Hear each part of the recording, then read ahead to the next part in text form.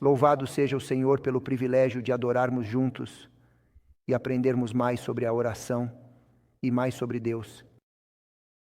É algo que não importa quanto tempo vivamos e quanto aprendamos, sempre podemos nos aproximar mais e mais de Deus. E nós vamos aprender mais sobre Ele até mesmo no céu. Se você pudesse entender Deus, você seria Deus, porque nosso cérebro não consegue realmente compreender Deus. Então nós sempre vamos aprender sobre Ele. Ao começarmos, vamos inclinar nossas cabeças e depois continuamos. Pai do céu, mais uma vez agradecemos por este privilégio e oportunidade. E nós, Pai, não entendemos e apreciamos completamente as bênçãos que você nos dá, mas agradecemos de coração. Por favor, ajude-nos não apenas a aprender, mas ajude-nos a te conhecer e a implementar essas coisas, a vivê-las de uma maneira prática, que seja para a sua glória em nome de Jesus. Amém. Então, nós falamos. Se você se lembra, na noite de sexta-feira dissemos para entrar na presença dele com louvores e gratidão, e então de manhã falamos sobre santificar o nome de Deus em nossas vidas. Estou certo. E então o reino dele pode vir em nossa vida diária. E então falamos sobre que a vontade de Deus seja feita. E então falamos sobre dar-nos hoje o nosso pão de cada dia. Vamos seguir em frente. Estou tentando não demorar muito em cada um. Assim conseguimos terminar. Geralmente. O seminário de oração leva de 9 a 12 horas. Então estamos tentando comprimir tudo isso. Cerca de 4 horas ou menos. Isso é meio difícil. Essa é uma das razões pelas quais estou falando rápido. Então você precisa orar pelo dom de línguas para me entender. Mas, dito isso, vamos passar um pouco para a próxima parte. E a próxima é perdoar nossas ofensas, nossas dívidas. E a segunda parte, assim como nós. Isso significa que se você não perdoar, não pode ir a Deus em busca de perdão. E na medida em que você perdoa, essa medida Deus vai te perdoar. Preste atenção, se você não consegue perdoar alguém, não pode experimentar o perdão. Porque Deus pagou com sua vida e seu precioso sangue por você. E Deus perdoou toda a sua grande dívida que você deve a Ele. E além disso, Ele te dá a eternidade. Como você vai pagar pela eternidade? Porque essa vida curta nem vale a pena pensar nisso quando você compara com a eternidade. Como você pode pagar pela eternidade? Você consegue alguma vez e Deus te dá tudo isso. E você não consegue perdoar algo muito pequeno do seu próximo. As pessoas já te incomodaram. Elas me incomodam de vez em quando. Eu amo as pessoas em geral, mas não suporto quando elas me incomodam, sabe? É fácil dizer nos Simpsons, se você assiste aos desenhos animados, ele diz, eu amo a humanidade, só não suporto as pessoas. Ele diz, aonde você foi neste domingo? Eu fui a uma convenção cristã, o que você aprendeu como fofocar? Você entende? Um cristão que não consegue perdoar é um cristão doente. Um cristão que não consegue mostrar graça é um cristão doente. Um cristão que é julgador e crítico é um cristão doente.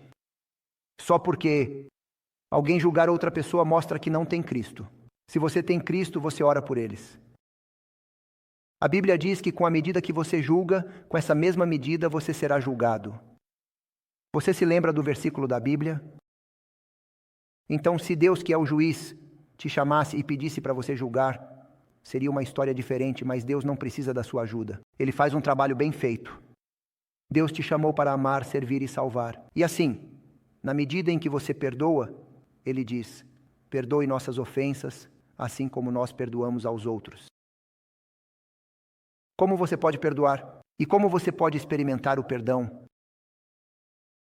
Você vê, nunca vamos nos perdoar completamente e nunca vamos entender. ou experimentar o perdão e a graça, a menos que entendamos a cruz. Quando o Espírito de profecia diz, seria bom para nós passar pelo menos 1 hora, mas tem mais uma palavra. 1 hora reflexiva. Não apenas passar 1 hora, mas pensar. Seria bom para nós passar pelo menos 1 hora reflexiva diariamente, pensando na vida de Jesus. E então ela fala especificamente sobre a última semana da vida dele e seu sacrifício. Enquanto você reflete sobre Deus, aquele que os anjos se prostram diante dele e se cobrem, o santo, aquele que criou todo o universo, aquele que é tão brilhante, que se ele viesse e você estivesse na presença dele, você derreteria instantaneamente, a justiça dele consumiria. O Deus Todo-Poderoso veio e morreu por você, especificamente por você. Se fosse apenas você no mundo, ele ainda teria morrido por você. Ele te ama tanto, você é o bebê dele. Ele te ama. Se Deus, o mais santo, morreu por você, então, quanto mais você olhar para a cruz, mais você fixa seus olhos e tenta entender Deus, e tenta entender sua graça e seu perdão. Você peca e vai, e a Bíblia diz simplesmente se confessarmos nossos pecados, fiel e justo para perdoar, te purificar. Então, isso é um pacto que é condicional, basicamente. Você tem a sua parte, Deus tem a parte dele. Sua parte é um si, condicional. Se você fizer a sua parte, Deus prometeu que ele fará a parte dele. Qual é a sua parte? Confessar. Isso significa que toda vez que você volta para Deus e confessa, se você confessar com honestidade e humildade, com um coração quebrantado, ele te perdoa. E então você faz isso de novo e volta. E se você fizer isso comigo, eu te perdoo 2, 3 vezes, mas é só isso. Você acabou. Se você for a Deus 100 vezes, ele te perdoa de novo. Não é incrível? O sangue dele, suficiente. E ele te perdoa de novo, e de novo, e de novo. E a graça dele está além da compreensão humana. E ele conhecia a sua vida e conhecia seus pecados. E você diz, eu pequei, eu não consigo orar, eu não consigo ir à igreja. Mas ele conhecia a sua vida e seus pecados antes de você nascer. E ele escolheu morrer por você e te amar exatamente como ele sabia que você faria isso e aquilo antes de você nascer. Então ele te ama tanto. E enquanto você reflete que Deus em pessoa, Deus, o Santo, Deus mesmo morreu por você especificamente. Você se pergunta, quem sou eu para que Deus morresse por mim? E à medida que você reflete, quanto mais você entende isso, mais paz. Quanto mais alegria, mais poder você tem. E à medida que você entende isso, a Bíblia diz que o amor de Deus nos impulsiona. Você se lembra do versículo? Nos impulsiona. Nada nos mudaria, exceto o amor. Nada mudaria um coração, exceto amor. Se as pessoas não mudam com amor, elas não vão mudar com nada. Exceto o amor. E quando você entende o amor de Deus, ele te preenche enquanto você olha para a cruz. Ele te preenche e você fica sobrecarregado e você fica tipo impressionado e você fica tipo, uau. E quanto mais você entende, mais você experimenta a graça. Quanto mais o amor de Deus, não o amor humano, preenche seu coração, mais isso acontece, mais você ama os outros, porque humanamente, na nossa natureza humana, não conseguimos fazer isso. Nosso amor é muito condicional. Você faz isso, eu te amo. Você não faz isso, eu não te amo. Sabe o que eu quero dizer? É muito condicional, mas o amor de Deus é incondicional. Então, quanto mais você é preenchido com a graça dele, você reflete, você entende mais e mais e mais do que é a graça dele. Paulo diz para entender o amor de Deus que supera qualquer um. Como você pode entender algo que supera qualquer entendimento? É tão profundo, tão amplo, tão alto, tão você sabe que você nunca, os anjos o observam e ficam tipo, uau. Cada segundo, uau, cada um, eles dizem, isso é absolutamente incrível. Eles estão impressionados. Se Deus abrisse nossos olhos por um segundo para ver quão gracioso e amoroso ele é, nunca mais duvidaríamos dele. Nós vamos nos envergonhar de nós mesmos. Duvidar do nosso Deus amoroso, maravilhoso e gracioso, que Deus morreria por seus súditos. Os outros deuses que as pessoas adoram, eles esperam que os súditos se sacrifiquem por eles. No nosso caso, Deus se sacrifica por você e por mim. Ele diz no Salmo: reúna meu povo que fez uma aliança comigo por meio do sacrifício. Não é o seu sacrifício que fundamenta até a aliança, é o sacrifício dele que fundamenta aquela aliança. Você me segue. E assim, quanto mais você reflete, mais você entende a cruz, e mais você é preenchido com o amor dele. Caso contrário, você não tem amor para dar. Você não pode dar se não tem. É como se você me pedisse para te dar um avião. Eu não posso porque eu não tenho um. Eu preciso ter um para poder dar um, sabe? E assim, você não pode dar amor a menos que receba amor e tenha amor. Quanto mais você entende a cruz, mais você é preenchido com amor divino. Quanto mais você é preenchido, mais você compartilha. O provérbio, a expressão diz: quanto mais você anda entre flores, mais provável é que você cheire a flores. Isso significa que quanto mais você anda entre a graça, mais provável é que você vai espalhar, compartilhar graça. Portanto, as pessoas que não mostram perdão e amor aos outros são aquelas que nunca experimentaram o perdão por si mesmas. Elas não têm, então não podem dar. São as pessoas que nunca experimentaram a graça por si mesmas. Eles vão à igreja, mas são cristãos mesquinhos, incapazes de perdoar, incapazes de mostrar compaixão, incapazes de mostrar graça. Você se lembra da história que eu conto para as pessoas? Eu me mudei para um bairro e a senhora vem até mim. E no meu livro, quero proteger a identidade das pessoas. Então eu não dou nomes, nem gênero, nem localização. Eu mudo tudo. Mas eu não vou te dizer quem e onde. Mas a senhora vem até mim e ela tem sido a líder da igreja para sempre. Sempre e sempre. Você sabe, a líder da igreja, e ela vem até mim e ela é rica, tem dinheiro e tem propriedades. E ela tem apartamentos e ela tem lojas e tem isso. E ela diz: pastor, ela está, sabe, curvada. Ela é a pastora. Eu sou Deus. Eu disse bom dia, Deus. Ela diz: escute, eu decido o que acontece com você. Eu já mudei tantos pastores antes de você, eu posso te mover também. Você faz o que eu digo, me obedece e você vai ficar bem. Você fica aqui. Se você não fizer, eu vou te mover. E meu pai me ensinou que em Apocalipse 17, ele diz que as pessoas que têm medo não vão para o céu, porque eles devem ter um Deus muito pequeno. Porque se você tem um Deus grande, você não tem medo. Porque se Deus está com você, quem pode ser contra você? Então eu coloquei os ombros para trás, levantei a cabeça e disse: você não pode me mover, isto não é xadrez. Você não me move como você move, sabe, peças no xadrez. Se Deus quer que eu me mova, eu me movo. E se Deus quer que eu fique, você se move. Ela disse: o quê? Ninguém fala comigo assim. Eu disse: bem, está na hora de alguém falar com você assim. E ela diz: não me desafie. Você não sabe com quem está se desafiando? Eu disse: bem, eu acabei de fazer. E ela pegou o telefone e começou a ligar para as pessoas. Escute-me. Você escuta esse pastor. Se você fizer isso, eu nunca mais vou pagar as contas. A igreja nunca deve depender de uma única pessoa. Não importa quão rico, todo mundo, não importa quão pobre. Como a viúva deve dar? É uma porcentagem, não é uma quantia. Não importa quanto você tem. 10% é 10% do que você tem. Você me segue? Todo mundo quer uma bênção, então todo mundo deve abençoar. E então ela diz que não vai pagar as contas. Se eu não pagar as contas, vocês vão fechar a igreja. Isso significa que ela estava pagando as contas, enquanto os outros não tinham essa alegria de participar do trabalho de Deus, sabe? O que quero dizer? Então ela diz: não escute esse cara, não siga esse cara, vamos assinar uma petição. E ela mandou uma carta de membro para membro. Você já ouviu essas histórias? Ela mandou uma carta e todo mundo assinou. Aí o movimento ganhou força e eu me tornei uma celebridade, porque ela ligou para a conferência, ligou para a união, ligou para a divisão, ligou para todo mundo. Agora, finalmente, sou conhecido, sabe? Todo mundo me conhece porque ela liga para todo mundo.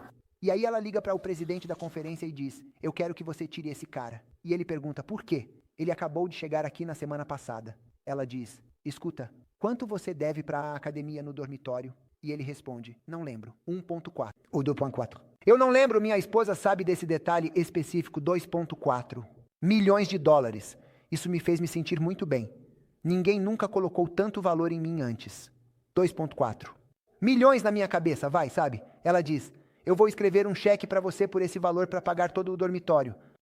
Se você mover esse sujeito, o presidente da conferência, um homem fiel e piedoso, diz: ouça, eu adoraria receber esse dinheiro, mas não vou movê-lo. Ele acabou de chegar. Você precisa dar uma chance a ele. Precisa fazer o seu melhor para trabalhar com ele. E se ele fizer algo errado, nós vamos conversar de novo. Mas ele acabou de chegar. Você nem o conhece. Não vamos tirá-lo. Então eu não vou te dar o dinheiro. Nunca mais me ligue. Ele diz, ok, Deus te abençoe. Tchau. Ela ficou brava. E disse, eu vou dedicar minha vida e minha energia para te acabar. E eu olhei para ela e disse, você não parece o Schwarzenegger. Quero dizer, você não parece o Exterminador, sabe? Ela disse, eu vou te acabar.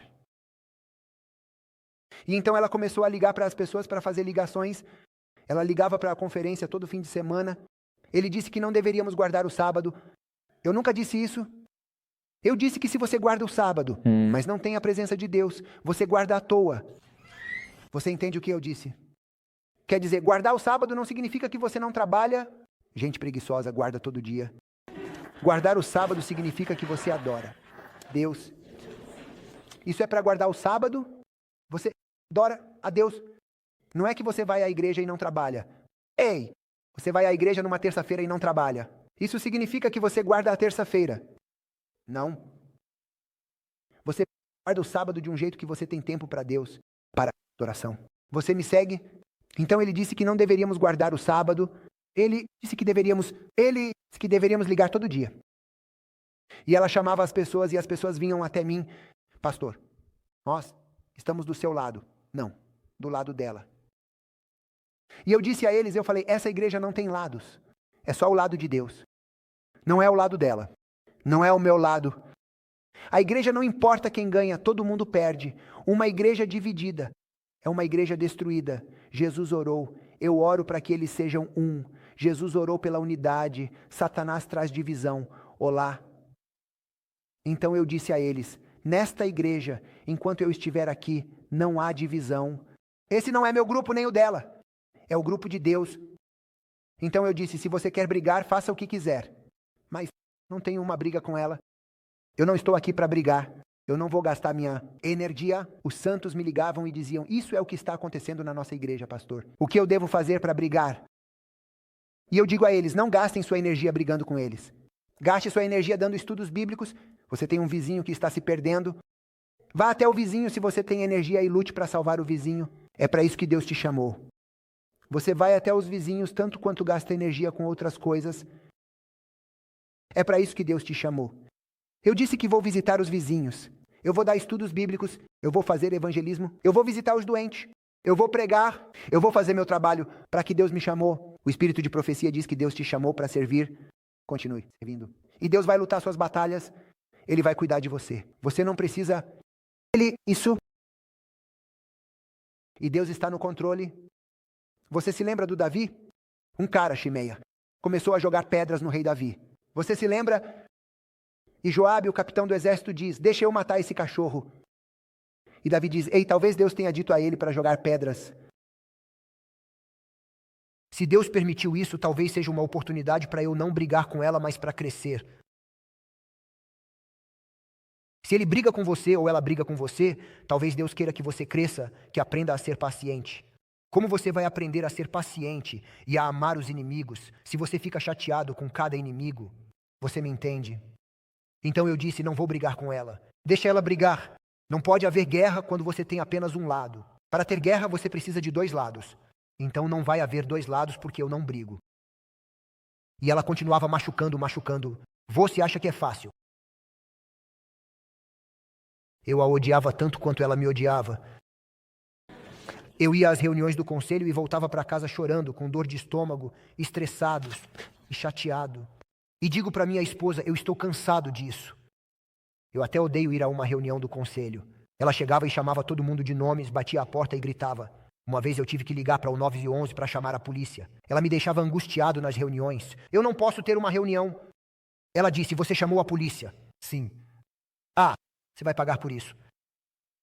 Eu disse, já estou pagando. E não foi fácil, não foi confortável. Então eu vou para casa e minha esposa diz, por que não oramos por ela? Eu disse, você não ora pelo Satanás, querida. Ela diz, não diga isso porque Jesus morreu por ela. Eu disse, por ela. E minha esposa diz, Jesus morreu por ela especificamente. E ela é o bebê de Jesus. Uau!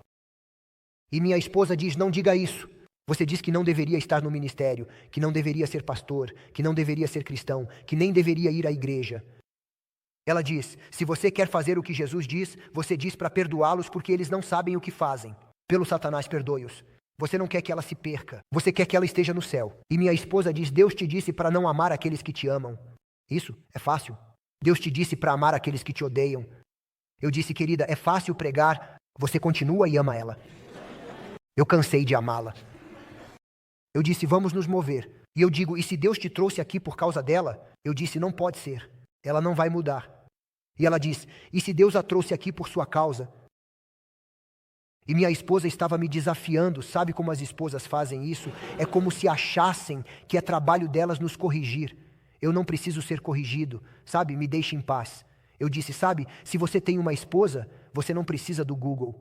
Então eu disse a ela, eu disse, Lahane, me deixe em paz. Eu digo, não posso te deixar em paz. E ela diz, vamos orar por ela. Nós oramos por 3 meses, toda manhã, por volta das 4 da manhã. Nós acordamos e oramos por ela e oramos pela igreja. Que Deus traga unidade e crescimento porque aquela igreja estava morrendo. E nós oramos por ela. E depois de 3 meses ela caiu no gelo e ela quebrou o quadril, o braço. Nós não oramos por isso. E ela entrou no hospital e em poucos dias ela morreu. E minha esposa diz, vai até ela. Eu disse, eu não vou. Vai para visitá-la. Eu não vou. Vai. Ela disse, eu disse, tá bom. Ela diz, compre flores. Não vá de mãos vazias. Eu disse, eu não vou gastar meu dinheiro com ela. Ela não vale a pena. Eu disse, ela vale o sangue de Jesus. Vai e compra flores. Eu fui ao Aldi, eu peguei as mais baratas, e os $2.49. As flores mais baratas possíveis, $2.49. Eu sou barato, eu sei. Então eu peguei as flores, fui até ela, bati na porta, abri a porta, entrei no quarto do hospital e ela pegou as flores com a mão esquerda. A direita estava quebrada e me deu uma pancada na cabeça. Não foi como na igreja ortodoxa grega, quando eles querem te batizar, eles te borrifam com flores. Não tinha água benta quando ela me borrifou, ela só me deu uma pancada com as flores. E então, só que não tinha água benta quando ela me borrifou, ela só me deu uma pancada com as flores. E então, ela diz, sai, agora eu odeio, eu não quero te ver. Você veio aqui para se vingar, para se alegrar que eu estou doente. E ela tinha 92 anos. Você quer se vingar de mim? Sai. Agora, eu te odeio. Eu disse, tchau. Na minha cabeça, eu também não gosto de você. Tchau. Eu fui para casa. Minha esposa diz, volta. Eu disse, não, você volta. Deus respeita e escolha pessoas. Eu respeito a escolha dela. Ela diz, sai fora, eu vou embora. Minha esposa diz, não. Você está aqui para salvá-la. Volta. Eu disse, querida, eu não vou voltar. Ela diz, então sai do ministério. Ela diz, vai para um quarto e ora por ela até que Deus te encha com o amor dele. Que você a ama como Jesus a ama. Eu disse, vamos orar juntos. Então, ela disse, eu tenho visitantes. Você vai para o quintal e ora. E ela diz, não ore para que Deus a mude. Ore para que Deus te mude. Ore para que Deus te encha com tanto amor divino que você a ame da maneira que Jesus a ama, a ponto de estar disposto a morrer por ela como Jesus morreu por ela. Eu disse, por que eu morreria por ela? E minha esposa diz, você ora e diz, Senhor, leve minha vida e salve-a. Eu disse, querida, e se Deus responder essa oração? Eu não quero fazer essa oração. E ela diz, você não é um cristão antes de estar disposto a fazer o que Jesus fez. Para ser um seguidor de Jesus, você precisa fazer o que Jesus fez. Então eu pensei sobre isso, fui para fora e orei. E eu disse, Senhor, me ajude a entender a cruz. Ajude-me a entender que eu não posso obter perdão ou salvação antes de perdoar. Que você me perdoou tanto e eu não consigo perdoar tão pouco que eu te coloquei na cruz e mesmo assim você me perdoa. Ajude-me a te entender porque eu não consigo amá-la. Eu quero, mas não consigo. Na verdade, quando eu a vejo, fico todo tenso. Ajude-me a entender como. Você pode amar ela e a mim. Então eu a amo. E quanto mais eu orava, mais paz eu sentia. Então eu disse à minha esposa, eu vou... Ela disse, ei, eu preparei biscoitos. Nós dizemos na Romênia que aqueles biscoitos eram cornolete. Coisas realmente boas. Você toca neles com os lábios, e eles se desmancham, como pó. E eles têm dentro algo doce, uma geleia. E realmente bons. Quer dizer, quando você os vê, é dar água na boca. É simplesmente incrível. E ela preparou os biscoitos e estava cheirando bem. E eu digo, você não os prepara para mim, e você os prepara para mim, para ela. E ela diz, vai, e diz que os biscoitos talvez chamem a atenção dela. Ela diz para eu não voltar para casa antes de salvá-la. Eu vou para o hospital e coloco os biscoitos atrás de mim. Eu vim te visitar para te dar biscoitos, mas não vou te dar se você me bater na cabeça com os biscoitos. Se você não comer, eu como. Então não estrague eles na minha cabeça. Eu não como seus biscoitos. Eu te odeio. Não venha. Eu não quero te ver. E então ela faz uma pausa e diz, eles cheiram muito bem. Eu disse, ei, biscoitos romenos. Ela diz, posso ver eles. Ela diz, uau, eles parecem interessantes. Posso provar um? Eu disse, sim. Ela provou. Todos. Ela não fez. Eu estava olhando para ela com água na boca, torcendo para que ela estivesse doente, que ela fosse velha, que ela fosse viver. Ela comeu todos. Eu disse, eles são realmente diferentes, muito bons. Eu disse, aham, conta. E então ela diz, por que você continua vindo? Ela diz, você não sabe que eu te odeio. Eu digo, senhora, eu vim pedir perdão. Ela diz, o quê? Você não precisa pedir perdão. Ela diz, eu preciso pedir perdão. Eu destruí sua vida. Eu vou contra você. Eu digo, senhora, eu também te odeio. Eu estou fingindo que sou um bom pastor, mas eu te digo, eu não suporto você. Eu te vejo e sinto dor de estômago. E eu disse, eu preciso me arrepender. Eu posso parecer melhor, mas eu preciso me arrepender tanto quanto você precisa se arrepender. E eu preciso de salvação tanto quanto você. E eu preciso de perdão tanto quanto você. Eu disse, eu não sou melhor. Comparado um ao outro, eu posso parecer um pouco melhor, mas Deus diz que todos nós pecamos. Nenhum de nós merece a vida, nenhum de nós merece o céu. Comparado a Deus, todos nós somos pecadores que merecem morrer, e Deus me perdoa e te perdoa. Então quem sou eu para não te perdoar?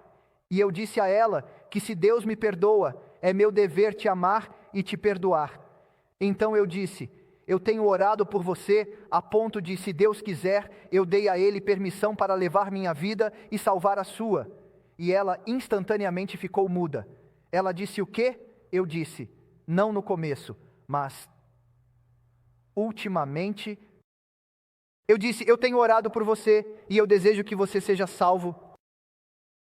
E eu quero que sejamos vizinhos no céu. Eu vou colocar minha casa no lago. Se você gosta de água, você pode ser meu vizinho. Eu vou continuar trazendo biscoitos. Eu disse, já é tarde demais, pastor. Eu estou perdido. O Espírito Santo me deixou. Quando as pessoas fazem essas suposições, isso me deixa louco. E instantaneamente eu tenho a tendência de ficar sarcástico. E eu disse a ela, você guarda o Espírito Santo em uma caixa? Ela diz, por quê? Porque senão, como você sabe que ele foi embora? Você o tem em uma caixa, você olha, quem? Ah, a caixa está vazia. Ele foi embora. Como você sabe que ele te deixou, a menos que você o mantenha em um lugar trancado e verifique todo dia? Ah, ele ainda está lá. Como você sabe que é o Espírito Santo? Bom, eu piquei. Eu disse, eu também. Bom, eu piquei um grande pecado. Eu disse, todos nós fazemos. Bom, eu rezei centenas de vezes a minha vida toda pedindo perdão. Eu disse, isso é 99 vezes demais. Quando você rezou centenas de vezes pedindo perdão, isso é 99 vezes demais. Porque minha Bíblia diz que se nós confessarmos, não diz 100 vezes, ou 99, ou 95. Nós confessarmos, Ele perdoa. Quando você confessa pela primeira vez, Ele perdoa. E então os outros 99 são você porque você não acredita. Ele já perdoou. Ele te deu um cheque e você diz, não, isso é falso. Você não descontou. Eu disse, minha Bíblia diz que se nós confessarmos, Ele perdoa. Período. Não diz que se você rezar a Ave Maria 20 vezes e pular e correr ao redor do prédio, não diz isso. Diz que se você confessar, Ele perdoa. Período. E eu disse a ela, no momento está escrito na Bíblia, em Gênesis, Abraão creu e isso foi considerado para ele. Ele não diz isso em hebraico. Citação, palavra por palavra. Abraão creu e ele diz, olha, naquele instante, Deus o considerou tão justo quanto Deus mesmo. Fechar aspas. Quando você confessa naquele momento, Deus te considera tão justo quanto Deus mesmo. Porque naquele momento, Jesus toma seu pecado sobre si mesmo, como ele fez. Ele pega a sua justiça divina, perfeita, absolutamente perfeita, e divina, e coloca em você. E quando Satanás diz que ele é um pecador, Deus diz: você está cego. Olha para ele. Ele tem a justiça de Jesus. Ele é perfeito. Isso não é uma graça. Absolutamente incrível. Davi, ficou feio. Estou certo. Lembra? Batseba? Lembra do Urias? Ele matou aquele homem santo. Você se lembra? E diz na Bíblia, se você for mais adiante em Crônicas, um profeta vai até o bisneto de Davi e diz: você não é como meu servo Davi. E então, ouça este versículo da Bíblia. O profeta diz a um rei: você não é como meu servo Davi, que durante toda a sua vida, todos os dias da sua vida, andou em todos os meus caminhos e nunca quebrou nenhum dos meus mandamentos. Deus tem uma memória muito curta. Toda a sua vida andou em todos os meus caminhos e nunca quebrou nenhum mandamento. Quando Deus perdoa, Ele perdoa, esquece, restaura, como se você nunca tivesse feito isso. Isso é inacreditável. Eu te perdoo, mas nunca vou te esquecer. Você está me acompanhando. Deus perdoou Davi e o colocou de volta como rei. Eu te perdoo, mas olha, eu não vou te colocar de volta lá. A graça de Deus está além do poder humano de entender. Então eu disse: Senhora, quando você confessa, Deus pegou o seu pecado e te deu a própria roupa de justiça dele. E você só precisa acreditar. Ela disse: mas eu não sinto isso. Eu disse: olá, você não sente. O perdão é pela fé. Você escolhe uma decisão da mente. Você escolhe confiar que Deus não mente. Ele cumpre sua palavra. Se Deus diz que eu vou te perdoar, você não sente isso. Você não merece isso. Você não entende isso. Você não pode fazer isso. Mas você escolhe acreditar. Eu acredito que Ele fez. E o processo espiritual, não só isso. Você escolhe acreditar, você se alegra com isso. Você pula para cima e para baixo e dança sagrada. Grita, canta, diz: eu sou perdoado. Graça incrível. Eu sou perdoado. Eu estou limpo. Paulo diz: eu esqueço o que ficou para trás. Você até esquece? Deixe o passado ser passado. Não desenterre todos os corpos porque vai feder. Deixe o passado. Paulo diz: eu esqueço o que ficou para trás para correr em direção ao objetivo à frente. A razão pela qual as pessoas não avançam é porque lidam com a história. Eles são professores de história. Eles não conseguem perdoar e esquecer. Deixe o passado. Deus te perdoou, você perdoa e aceita o perdão dele com fé e segue em frente, focando no capitão da sua salvação, não no seu passado. Você me entende? Então eu disse à senhora, eu falei: Deus te perdoou. Na primeira vez que você orou, o problema não é que Deus não consegue perdoar. O sangue de Deus é tão grande. Se o seu pecado fosse como o Monte Everest, o sangue de Deus é como o universo. Você não vê o Monte Everest do universo, você nem vê esta terra. O sangue de Deus é tão poderoso que ele pode, o Cordeiro de Deus que tira quanto pecado? Tudo. O sangue de Deus é tão poderoso, então eu disse: ele pagou por você, especificamente por você. Ele mesmo pagou toda a sua dívida completamente. Dívida zero. Eu disse: você está perdoada. Ela diz: pastor, você tem certeza? 100%. Como eu sei que o Espírito Santo não me deixou? Muito simples. Você quer ser salvo. O Espírito Santo não te deixou. A natureza humana não diria: volte para o seu pai, filho pródigo. Você se lembra do filho pródigo? Não foi a natureza humana que disse para voltar para o seu pai, foi o Espírito Santo. A natureza humana diz para fugir dele, o Espírito Santo diz para ir até ele. Eu disse: se você quer ser salva, é o Espírito Santo que diz para voltar. O Espírito Santo não te deixou. Você que se afastou. O Espírito Santo está trabalhando com você. Eu disse: Deus te ama. Eu disse: pastor, Deus te enviou aqui por minha causa. E ela disse: venha perto. Eu pensei: será que ela vai me bater? Eu fico um pouco assim. Ela diz: venha perto. Eu me aproximo. Ela diz: vem aqui. Eu meio que me sento na beirada da cama. Ela diz: vem aqui. Então eu me aproximo e ela me pega com a mão esquerda. E ela me abraça e começa a chorar. E ela diz: quando eu tinha 2 anos, meus pais morreram em um acidente de carro. Eles deixaram uma herança enorme. Ela me disse: você não precisa saber quantos milhões e assim por diante. Eles deixaram uma herança enorme. E eu fui de lar adotivo em lar adotivo. E eu fui abusada e espancada. E tudo que as pessoas querem de mim é dinheiro. Meu primeiro marido me deixou, levou metade do dinheiro e foi para outra garota. Meu segundo marido, alcoólatra, me bateu, levou metade do dinheiro. Ela diz, todo mundo quer meu dinheiro. Eu nunca na minha vida experimentei amor. Ela diz, essa é a primeira vez que alguém me ama. E ela diz, pastor, eu não posso te dizer o quanto eu aprecio que você voltou para mim quando eu te rejeitei. E ela diz, Deus te mandou aqui. Eu disse, senhora, Deus te mandou aqui. Eu disse que todos nós somos pecadores. Eu não sou melhor que você. Algumas pessoas parecem melhores porque colocam uma máscara. Eles fingem. Mas, se você for honesto, todos nós temos problemas. Se eu colocasse seus problemas na tela, todo mundo se esconderia, sabe? Todos nós temos problemas. Então eu disse, eu sou um pecador igual a você. E eu disse, todos nós precisamos de graça. E se Deus me mostrou graça ao morrer por mim, quem sou eu? Não te mostrar graça. E eu disse, sim, às vezes você torna tudo muito difícil. Mas quando eu penso em como eu complico as coisas para Deus, o que você faz é nada. E eu disse, Deus ama você. E ela estava chorando. Chorando. Chorando. E ela diz, me dá um pouco de espaço. Eu disse, tudo bem. Ela pega o telefone e liga para a conferência. Não o mova se você quiser meu dinheiro. Eu disse, vamos lá. E então ela liga para os membros. Ei, vocês precisam ouvir esse cara se quiserem meu dinheiro. Eu disse, pare com isso. Ele diz, bem, essa é a linguagem que eles entendem.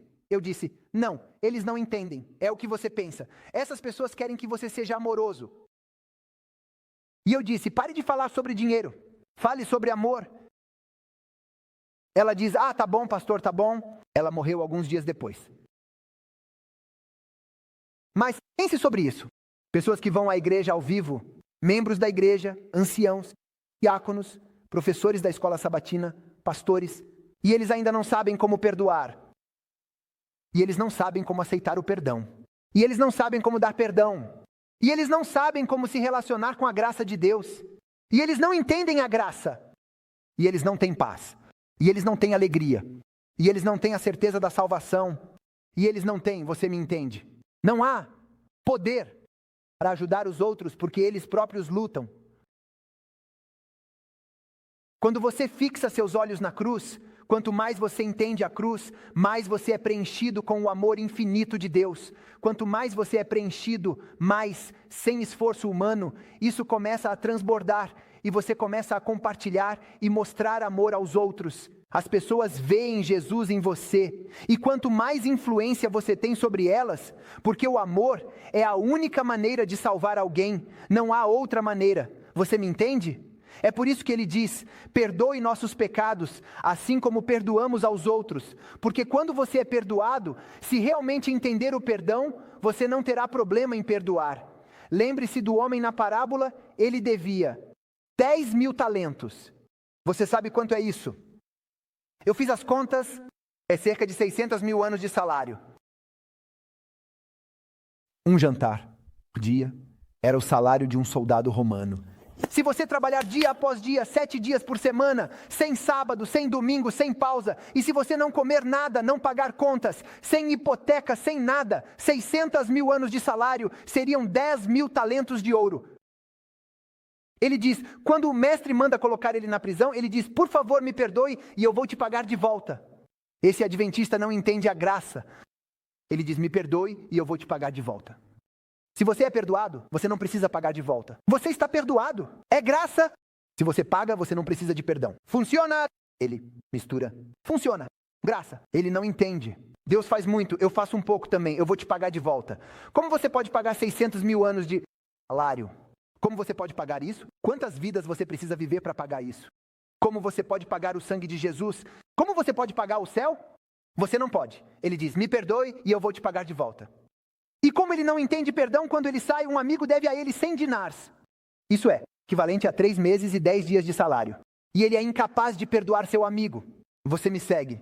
Porque ele não entendeu o quanto o mestre fez por ele. Porque se ele tivesse entendido, ele teria ficado tão cheio de graça. Tão. cheio de admiração e tão sobrecarregado. Uau, Deus me perdoe. Não só isso. Deus perdoou ele 10.000 talentos. Mas Deus diz na parábola que o mestre pagou toda a dívida dele. E se você ler com atenção, ele devia ao mestre e devia a outras pessoas. Além dos 10.000 talentos, ele devia a outras pessoas. E o mestre pagou todas as suas dívidas. E ele ainda não entende.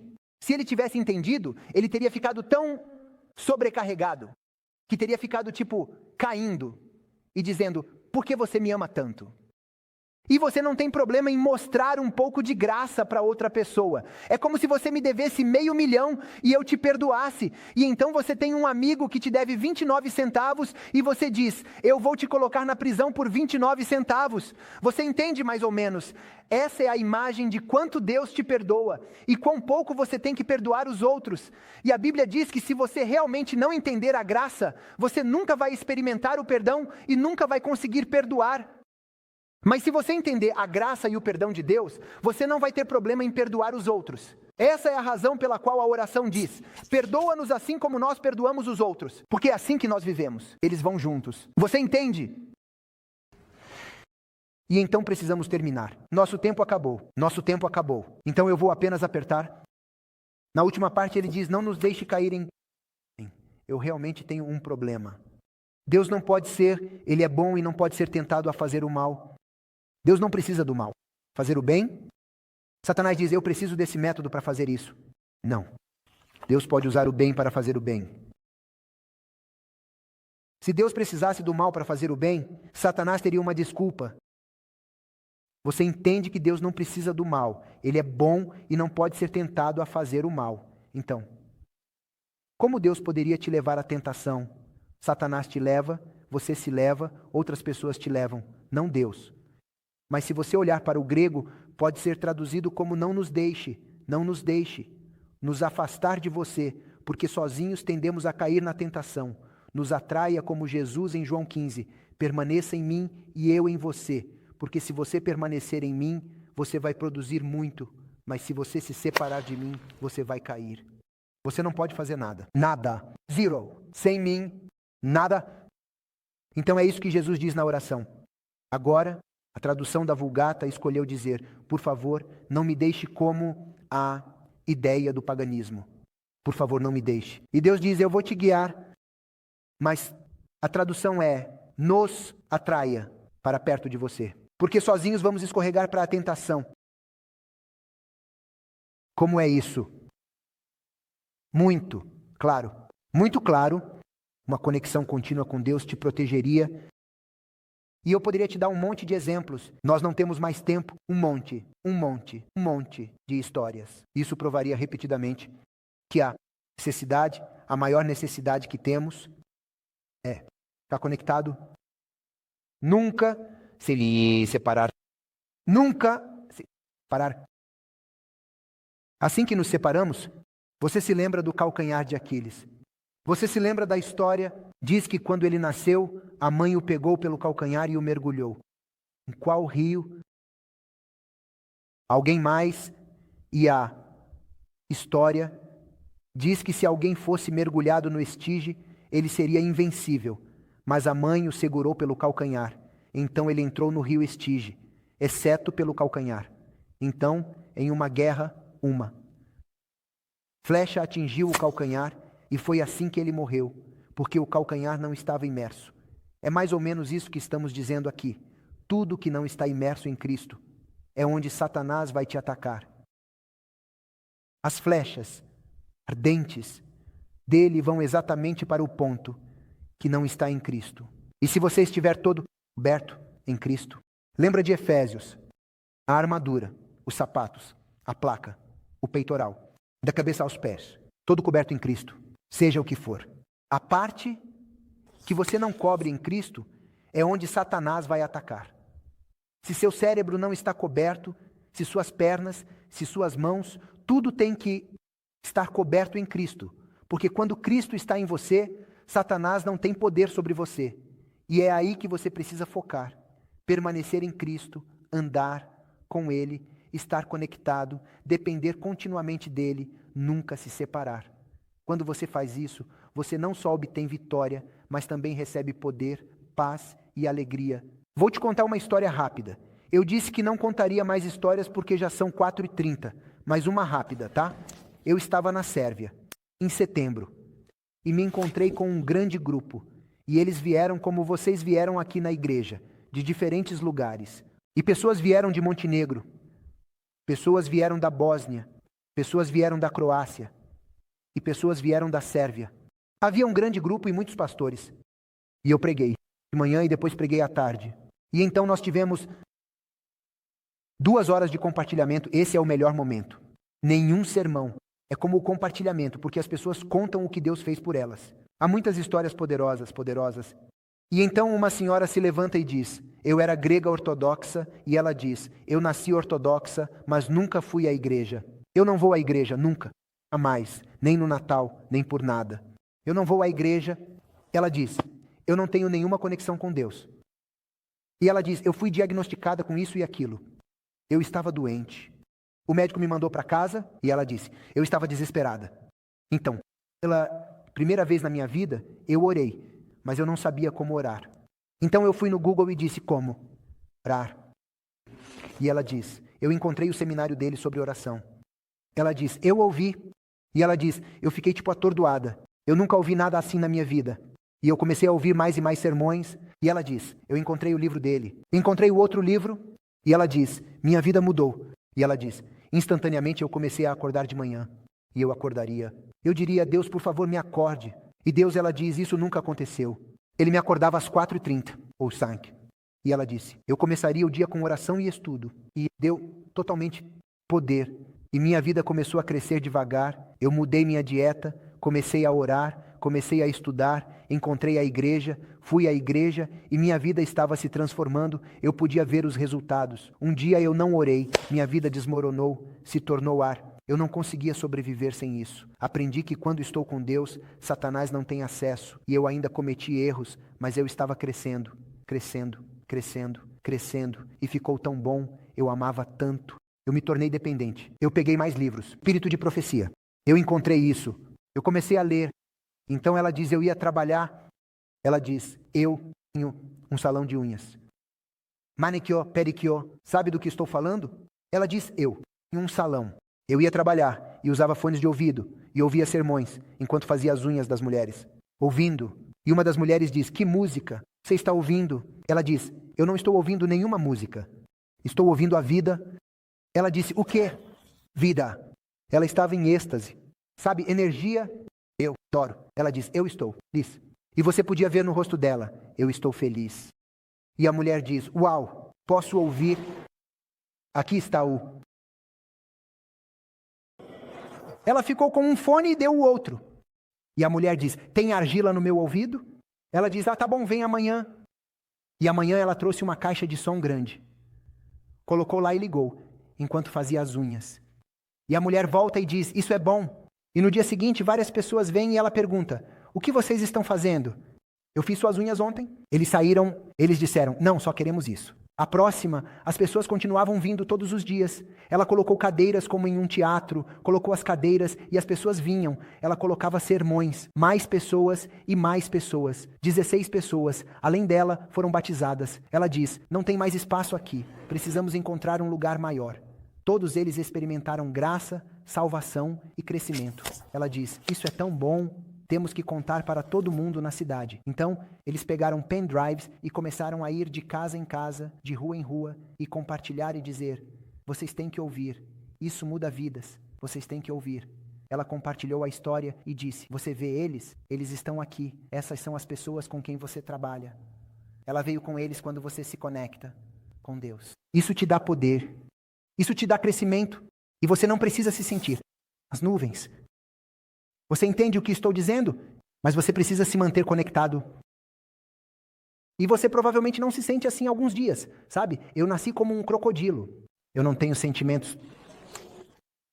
Eu não me sinto nas nuvens, eu não me sinto para baixo, você não me faz chorar, eu não ligo, sabe?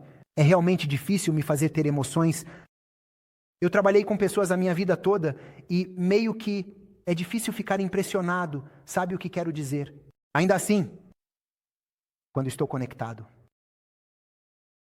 eu tenho poder e paz. Quando não estou conectado, eu não consigo fazer nada. Eu faço uma bagunça, cada palavra que eu digo é uma bagunça. E então eu sei que preciso me reconectar. Caso contrário, eu faço estrago. Eu perco a paciência. Há muito tempo isso não acontece, porque eu rezo o tempo todo. Caso contrário, a natureza voltaria. O que estou dizendo na oração do Senhor? Jesus diz, você precisa permanecer em mim e eu em você. Essa é a sua única segurança. Se você não permanecer em mim, é o ponto fraco. Satanás vai te atacar porque quando você está sozinho, você está exposto e não tem poder. E Deus se oferece estar conosco se apenas lhe dermos permissão. Você me segue e você pode não sentir ou ver uma explosão. Uau! Instantaneamente eu sou santo e estou voando. Não! Mas, enquanto você permanecer conectado, Deus continuará trabalhando e você não vê nada de hoje para amanhã. Mas como as pessoas, se você medir as crianças contra o batente da porta, se você medi-las hoje e amanhã, não verá crescimento. Mas se você medi-las hoje e no próximo ano de novo, verá crescimento. Então, o mesmo vale para a vida espiritual. O crescimento espiritual é um processo que dura a vida toda. Ouça com atenção. Justificação. É um segundo. Santificação. É uma vida. Você ouviu o que eu disse? Enquanto você viver, precisa continuar crescendo. E você nunca será maduro o suficiente para merecer o céu. Seja Mãe Teresa ou Paulo, não me importa quem você é, você ainda não merece o céu. Mas independentemente de quem você seja, o ladrão na cruz ou Mãe Teresa, independentemente de quem você seja, se você está em Cristo, você está salvo. E se você é um homem santo e se separa de Cristo, você está perdido, porque é Cristo em você, a esperança da glória. Portanto, Jesus diz, permaneça em mim e eu, em você. E você vai crescer, você vai produzir frutos. E é isso que a oração diz quando ele fala, não nos deixe separar, porque se nos separarmos, vamos cair em tentação. Mantenha-nos conectados, ajude-nos, lembre-nos. Eu disse a alguns dos meus amigos que costumava colocar meu celular para vibrar a cada 2 horas. E meu telefone vibrava a cada 2 horas. Porque se você colocar seu despertador para te acordar às 5 da manhã, amanhã de manhã, e depois no dia seguinte às 5, e no dia seguinte, depois de 2 semanas, sabe o que acontece? Você não precisa do despertador. Você acordaria às 5, seu corpo se acostuma. Se você colocar seu despertador para vibrar a cada 2 horas, para te lembrar de se reconectar, e você para como um oásis a cada 2 horas, e por 10 segundos diz, Senhor, eu tenho a tendência de esquecer de você, ajude-me a permanecer em você. Se você fizer isso, depois de 2 semanas, você não vai precisar do despertador para vibrar. A cada 2 horas você se lembra e se reconecta. E depois de um tempo, você se acostuma a ficar conectado e que vem a segurança. E é daí que vem o poder. E é daí que vem a paz, a alegria e o crescimento. Porque sem ele nós não somos nada. Não importa quão experiente, quão velho, quão jovem, quão educado, não importa. E essa é a razão pela qual a Bíblia diz que precisamos andar. Como Enoque, Noé e Moisés, eles andaram com Deus. E a linguagem diz que andar com Deus é estar continuamente conectado, continuamente ciente da sua presença, continuamente dependente. Isso significa andar com Deus, significa permanecer nele. Tá bom. Mais uma história agora. Estamos terminando. Estou com fome de novo. Então, pessoal, meus amigos, você voltar para casa, lembre-se, Deus está falando com você. Não necessariamente um pastor está falando com você. Deus está usando pastores, crianças, oportunidades, o mundo. Deus está usando maneiras de se comunicar porque Ele ama você e Ele me ama. E Deus está falando com você e dizendo qual é a sua parte, e Ele fará a parte dele. E enquanto você tenta fazer isso, isso vai complementar o que você não consegue fazer. Mas Deus te deu a liberdade de escolha. Você precisa escolher. Todo dia. Você pode não conseguir fazer isso, mas você pode escolher. Portanto, toda manhã, Você precisa arranjar um tempo, fazer disso uma prioridade. Escute com atenção. Jesus acordava cedo de manhã. Passar um tempo com o Pai. Se Jesus, o segredo do poder dele estava lá, se Jesus fez isso, você e eu precisamos muito disso. E você não deve orar na sua cama. Cama, cadeira, a sono. O cérebro associa cama com sono. Se você quer orar e estudar na cama, você vai acabar dormindo. A Bíblia diz que você precisa ter um lugar. A Bíblia diz que é no seu quarto, você se lembra? Você precisa ter um pequeno espaço ou um lugar que seja só para oração. Quando você vai lá, seu cérebro sabe, é hora de orar. Você precisa associar aquele lugar com a adoração a Deus e a oração. E você tem um lugar e um tempo. Jesus tinha um lugar e um tempo. Ele disse que ia para um lugar isolado. Você se lembra? Cedo de manhã, um lugar isolado. A Bíblia diz, ele desperta meu ouvido todas as manhãs. A Bíblia diz, de manhã eu oro e coloco o meu pedido diante de você. E então eu espero com expectativa, eu não vou embora. Eu espero, eu reflito. Você precisa ter um tempo e um espaço que sejam dedicados à oração. Quando você vai lá, você sabe que é hora de adorar. Você não dorme, você me segue. E você precisa torná-lo sagrado, tão firme quanto o outro, porque esse é o tempo de Deus. E você não pode tocar nele, e ninguém pode tocar, porque isso vai mudar sua vida, sua família e sua igreja. É extremamente crucial. E essa é a razão pela qual eu disse ontem à noite, quando comecei, que Satanás não tem medo. Quando você come saudável. Você deve comer saudável, mas Satanás não tem medo. Satanás não tem medo quando você guarda o sábado. Você deve guardar o sábado, mas Satanás não tem medo. Satanás não tem medo quando você canta no coral. Você deve cantar no coral, mas Satanás, ele tem medo. Quando você ora, lembre-se, ele e seus anjos tremem e fogem. É isso que o parágrafo diz. Porque quando você se conecta com Deus, com a fonte de poder, Satanás não tem poder. E Satanás fará de tudo para te impedir disso. E Deus está te chamando para fazer disso uma prioridade. Jesus está voltando em breve. Mais cedo do que pensamos, ele está a caminho. Ele está voltando, nós vamos vê-lo face a face. E se a gente não fizer isso hoje, não vamos fazer amanhã. A Bíblia diz hoje, se você ouvir a voz dele, hoje é o dia da salvação.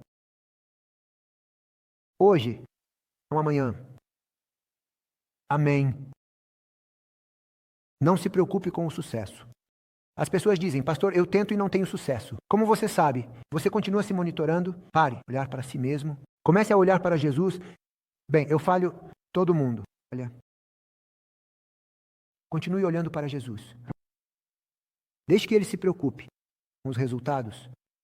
Essa é a razão pela qual no céu você vai se prostrar e colocar sua coroa aos pés dele. Porque ele diz, ei, eu não consegui, eu não fiz isso, eu não mereço isso. E ele diz, você se preocupa em mim, e isso é suficiente. Deixe que ele se preocupe com os resultados. Sua obrigação, escolha estar nele diariamente. E isso é um trabalho diário. Não é só você me segue. Assim como você precisa respirar diariamente, você precisa orar diariamente. Você precisa ore continuamente. Você precisa ficar conectado continuamente. Essa é a razão pela qual a Bíblia diz para orar sem cessar. Não quer dizer que você deve manter os olhos fechados enquanto dirige, não. Significa que você está sempre conectado. Você nunca se desconecta. Você me entende? Que Deus te abençoe ricamente. Foi um privilégio estar com você. Sem mais histórias, vamos tirar 1 minuto. Você que ora em silêncio, privadamente, e diga, Senhor, eu não consigo, mas você pode. Então estou pedindo que você faça em mim o que eu não consigo. E depois de 1 minuto, eu vou dizer um amém. Aí você se reúne em grupos de 2 ou 3, mas não 4. Se você tiver família e crianças, pode fazer isso dentro da sua família, mas não em grupo, porque vai demorar uma eternidade. E cada um ora junto para que Deus encha a sua família ou seus amigos com seu espírito e sua presença diariamente. E ore curto. Não comece em Adão. Termine em Apocalipse. Reze. Ok. As pessoas que oram curto em casa sentem a necessidade de orar longo na igreja. Se você ora longo em casa, você ora curto na igreja. O espírito do povo diz que orações longas em público eram até para os anjos. É isso que ela diz. Em público tem idosos, tem crianças, você precisa orar curto. Você quer orar longo? Vá para casa. Ore curto, em grupos. E então eu vou fazer a oração de encerramento. Vamos fazer isso. 1 minuto em privado e depois em grupos. Pai no céu, nós nunca vamos entender o seu amor. Mesmo na eternidade, nós vamos aprender cada vez mais, mas nunca seremos capazes de compreender totalmente a grandeza do seu amor. E ainda assim, tantas vezes duvidamos de você. Por favor, nos perdoe. Você nos ama tanto e nós tantas vezes temos dificuldade para ir à oração e estudar. Por favor, nos perdoe. Ajude-nos a entender a bênção e o privilégio da oração. Ajude-nos a desejar a sua presença. Ajude-nos a te conhecer, te amar e a confiar em você. Ajude-nos a entender mais a sua graça. Encha-nos com a sua presença e ajude-nos a desejar cada vez mais de você. E ajude-nos a não nos separarmos de você. Quando esquecemos, ficamos ocupados. Por favor, nos lembre. E ajude-nos todos a, diariamente, toda manhã, fazer de você uma prioridade. Fazer de você o centro das nossas vidas. Pai, eu oro por essas pessoas preciosas. Muitas outras que estavam ouvindo pela internet. Ou que vão ouvir depois. Que todos nós aplicassem essas coisas e não fosse apenas mais um sermão. E eu oro para que você nos ajude a não confiar no que podemos fazer, mas a confiar no que você pode fazer para colocar nossos olhos não em nós mesmos, mas em você. Oramos em nome precioso de Jesus e acreditamos que você responde. Você tem estado esperando por esta oração. Então, em fé, nós te louvamos, te agradecemos e te amamos. Amém. Deus te abençoe.